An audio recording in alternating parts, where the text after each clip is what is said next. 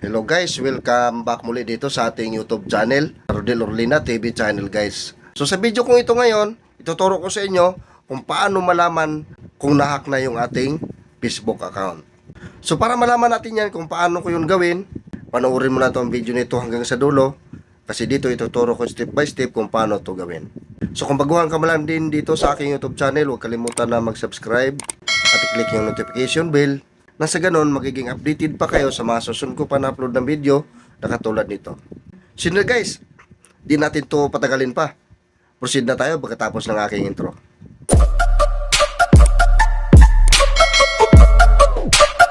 So ngayon guys, para makapagsimula na tayo, so punta na tayo sa ating Facebook app.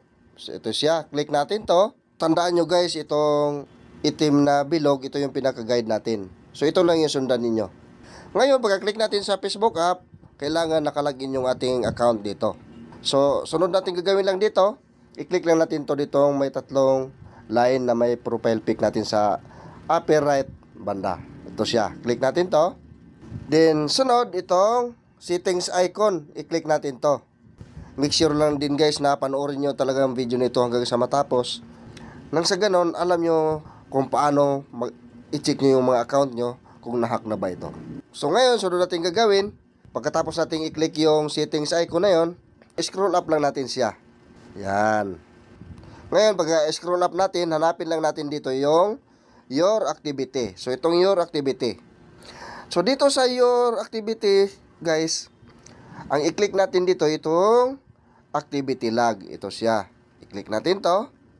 Then, sunod natin gagawin, ang i-click naman natin itong security and login information. Ito siya guys.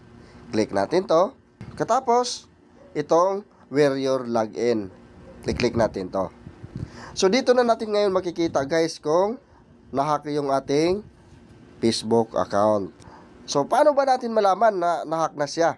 So dito may mga nakalagay dito guys. So ito yung account ko ay nakalagin sa Infinix GT20 Pro. So, ibig sabihin sa aking account yan.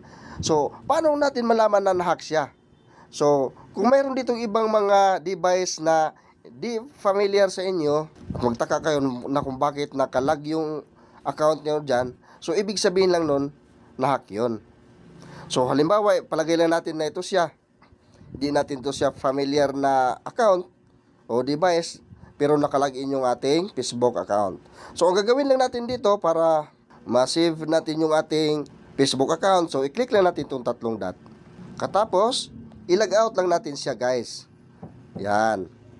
So, ganun lang kadali kung paano natin i-log out doon sa nanghack sa ating Facebook account. Then, i-click lang natin itong okay.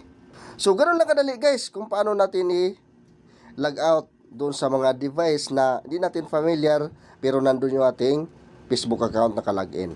So sana nasundan yung aking tutorial ngayon at may natutunan kayo na sa ganon, alam nyo na din itong gawin kung kayo na ang gagawa nito. So abang-abangan nyo lang uli yung mga susunod ko pa na-upload na video. Maraming salamat.